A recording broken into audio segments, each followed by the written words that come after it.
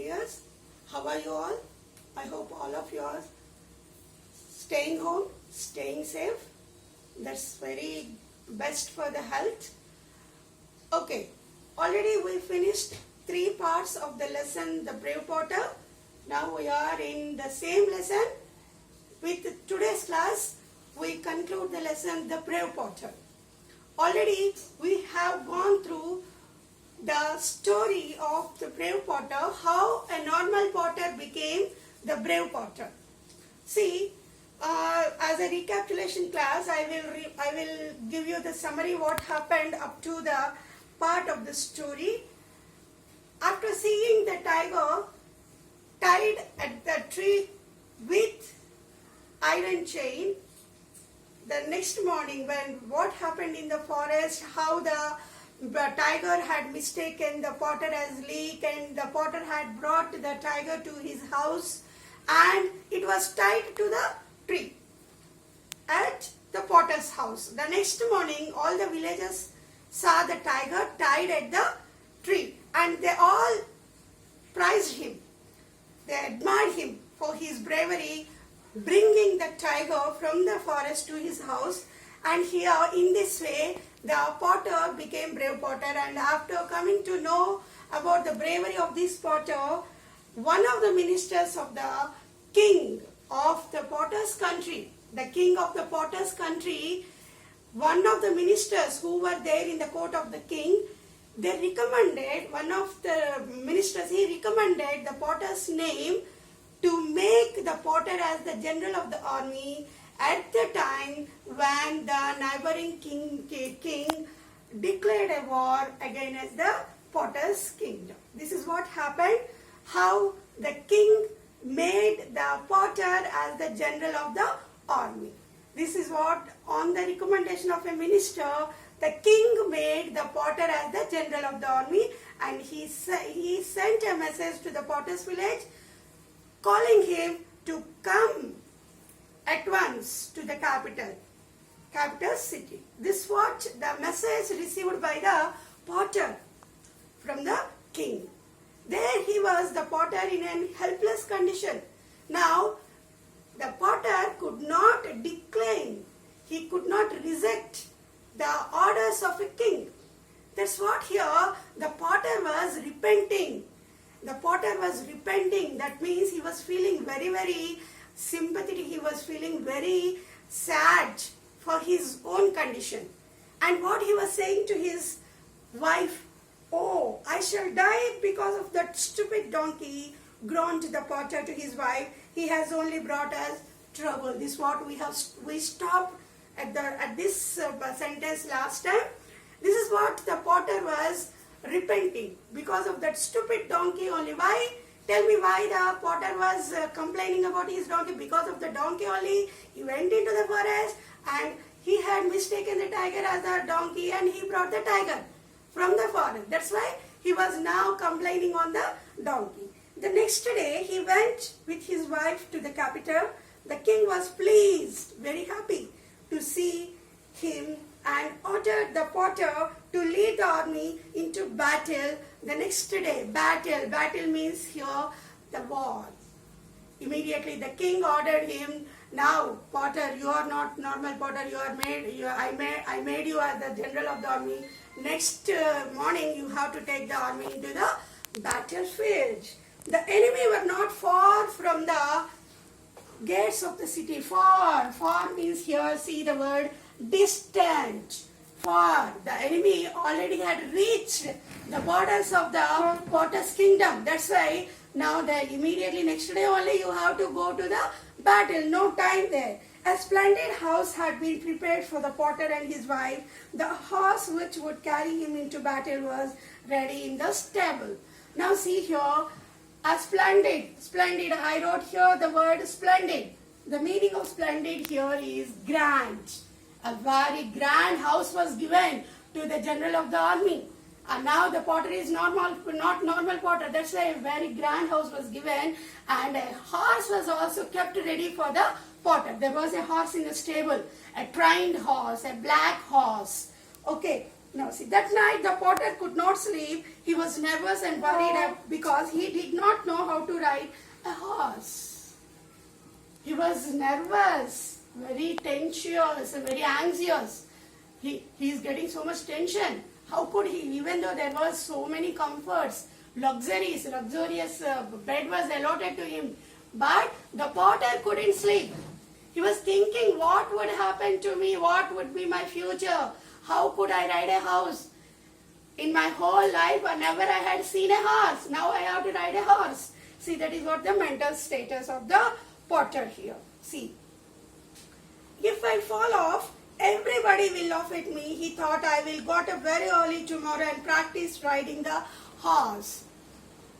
See, once my condition, if I fell off from the horse, everyone would laugh. That's why I should not sleep for a long time. I should wake up very early in the morning. At least I should make some practice. At dawn, dawn means at early morning. The potter woke up his wife and they went to the stable. They saw the beautiful black horse ready for its new master. Oh, how tall he is, sighed the potter. Sighed. What is the meaning of sigh here? Sigh is a verb here. The meaning of sigh is releasing the breath. Releasing the breath. Exhaling. In one word we can say exhaling. Releasing the breath. I shall never be able to climb onto his back. And here see, put this bench beside him and said his wife, and use it as a step. First time he was watching the horse, and the horse was very sturdy. Sturdy means very strong and looking very tall. And whereas our potter, the general of the army, never he had ridden a horse. That's why what he was surprising, how could I climb onto the back of the horse? It was very tall. Then what his wife advised, I will bring a bench, I will keep a bench beside the horse, then you jump on the bench and then you jump onto the back of the horse. This is what the obedient wife suggested her husband. In this way you climb onto the horse. Even with the help of the bench, the potter had much difficulty climbing onto the horse back. When he was finally seated, he found that the saddle was very slippery. Please tie my feet to the stirrups, dear wife, said the potter. Otherwise I shall certainly fall off. Certainly. The meaning of certainly is definitely. Okay children, here at this part, at this moment of the lesson, I want to show you what is a saddle and what is a stirrup. See, this is the horse. This is the horse. And this part which is made of skin, some leather, skin of the animals, leather. This part is called a saddle, and this part you can see on the horse. This part is called as saddle, on which the rider sits. And this part is called as stirrups, where the rider keeps their legs. Okay, in this way a rider sits on the back of the horse, and here comfortably on the leather part, this is saddle, and this is called a stirrup. And this part you can see here, this part is called as reins. What this part is useful for? What? This part is useful to control the horse. Reins. Here I wrote all the three words: saddle, stirrups, reins. Reins means this part of the leather which controls the horse, which gives the direction to the horse. If you have to ride the horse in this, you can pull this like this. And if you in this way, like this, you can control the horse with these reins. And this is called a saddle. That is what here the potter asked his wife, take a rope, bring a rope from the house, rope, and tie my waist to the saddle. And again she advised his wife to take the rope beneath of the horse, and with the same rope you tie my legs to the stirrups. Stirrups means this part. In that way, the potter made sure of himself that even while this horse was riding into the battlefield also, he would be very safely sitting on the back of the horse. He would not fall off. Understood? That is what here the potter asked his wife. Once again, this is saddle, this is stirrups, and these are the reins of the horse. Got it? Yes. Now see what will happen. Now please tie my hands to the neck, said the potter. Meanwhile, the big black horse was impatiently. Now see, this horse was very much impatient. It is a trained horse. And immediately the horse understood that the rider was a new rider. He is an untrained rider. That's why it is impatient. Here see the word impatient, nervous. It was nervous, galloping. The horse was galloping. See, when the potter's wife tried to pass another rope around his neck, the horse suddenly jumped free. It galloped out of the stable with the potter hanging like a sack of rice on its back. The wife of the potter didn't finish tying the rope. Before that only, the horse started jumping. With this action of the horse, what happened? Only some part of the potter was only tied to the horse, and that's what he was hanging one side up to the one side of the horse like a sack of rice bag. That what? Oka biyapu basta laga. That's what he was hanging one side only. That was how it happened. That also how, because by that time his wife tied his legs to the stirrups. Okay? Yeah. Now see. Only the rope kept him from crashing to the ground, crashing, falling. Only because of that rope only he managed to be on the back of the horse. The potter held tightly to the horse's back and prayed to all the gods to save his life. After galloping through the quiet streets, the horse crashed through the city gates and raced across the open fields. It leaped over fences and streams and began to head for the enemy's camp. When the potter realized where they were going, he tried harder than ever to stop the horse. He pulled wildly on the reins, but it was no use. The horse galloped on, galloping. The horse was galloping. It was already trained. The horse, it knew where to go. That's why it was uncontrollable. What was uncontrollable? The horse was uncontrollable. He prayed. He tried very hard by pulling the reins, but the horse was not stopping. When they passed a young tree, the potter grabbed a branch, but the horse did not stop. Instead, the tree was pulled out of the ground. A sentry from the enemy camp saw the potter galloping towards the camp with the tree in one hand and his reins in the other. That must be the general who captured means conquered a tiger with his bare hands. This word bare means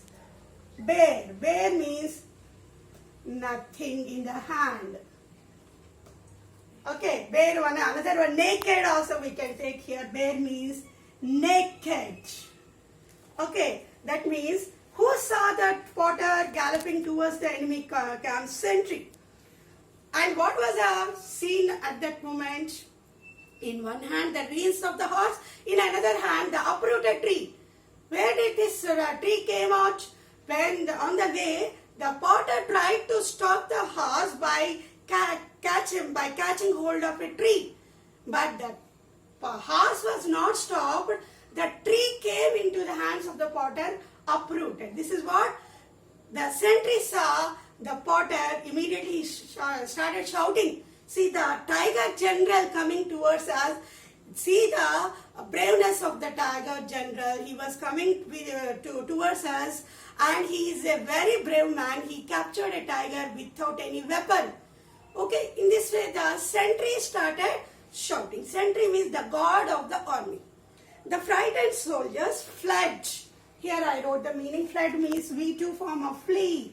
Flee, fled. Flee means escape. Who escaped? The enemy soldiers. Their king was left by himself in his tent. Hurriedly he wrote a letter. Hurriedly. Hurriedly means what? In a quick manner.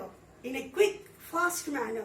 The enemy king His hands were shaking. He was from the top to toe. He was very much fearing, trembling, begging for. He wrote a letter to the king of the Potter's kingdom for peace and apologizing. What is this apologizing? Asking excuse for attacking the country. He left this letter in the tent. Then he jumped on his horse and followed his soldiers. When the Potter's black horse reached the deserted camp, it stopped. This is what the luck supported the Potter. By the time the Potter reached the enemy camp, all these things have happened. The sentry shouted, all the enemy soldiers escaped, and the enemy king wrote an apology letter, kept the letter in the tent, and he also escaped from the tent. Now, by the time he reached the enemy camp, enemy tent, everything was deserted. No one was there. Only the Potter and his horse. See, when he looked around, he was surprised to find the camp empty. He looked into the king's tent and found the letter. The puzzled Potter, confused Potter couldn't understand why everyone ran away, walked back to the city with the letter in his pocket. He went to his wife and gave her the letter. Dear wife, he said, never in my life will I ride a horse again. Please take this letter to our king and tell him that the enemy has run away. I'm going to bed. His wife ran towards the palace with the letter. When the king read the letter, he was full of pride for his new general. He asked the Potter's wife where her husband was. My husband is tired, your majesty. The servants have put him to bed, answered the wife respectfully. This is what the thing happened. When the Potter found the letter, he took the letter and he returned to the palace. Then he gave the letter to his wife. Now, my dear wife, I'm so much tired now. Take this letter and hand over this letter to the king. The same way, the Potter's wife took the letter to the king and she reported everything. And now the king was very happy. With single-handedly, the brave Potter had won the battle. That's why the king was very happy. He inquired where was the general, where was the Potter. But what the wife said, he was very tired now, he was taking rest. That's also can be convincing. That's what he went. The king was also convinced by the answer. Yes, he had won the battle. Obviously, the Potter would be very, very tired. See here. Let him take rest today. Tell him to come tomorrow to receive his reward, the king said. In this way, the king was convinced. Let him take rest. Tell him to come tomorrow. Next morning, the Potter went to the king's palace. He left the black horse in the stable and walked to the palace with his wife. The streets were filled with cheering crowds. Cheering, welcoming. Cheering, welcoming. Here I will write. Cheering, welcoming. This is very important. Welcoming crowds. See. They had all heard about his brave action. Look how humble he is, they said to each other. The next day, because he could not ride a horse, the Potter went to the king's palace on foot. But that is also taken positively by the crowd of the palace, by the people. What the people were murmuring and what they were thinking, see how humble this Potter, this general of the army. Even after winning a great battle, he was going on his foot. Okay, see. Any other man would ride to the palace on a horse, but he is walking like an ordinary man. He is truly a humble and brave man. In this way, the luck also is supporting the Potter. This is also taken as positively by the crowd. Okay, see, the king rewarded the Potter so well that he did not need to work again. The country was peaceful for the rest of his life and the Potter never rode a horse again. In this way, the king was also pleased and he awarded him with a lot of wealth. And this happened in the life of the brave Potter, that never in his rest of life, never it happened for him to take a sword or to ride a horse. In this way, by the support of the fate, merely fate, a normal Potter became a brave Potter. This is what the finishing of the lesson, brave Potter.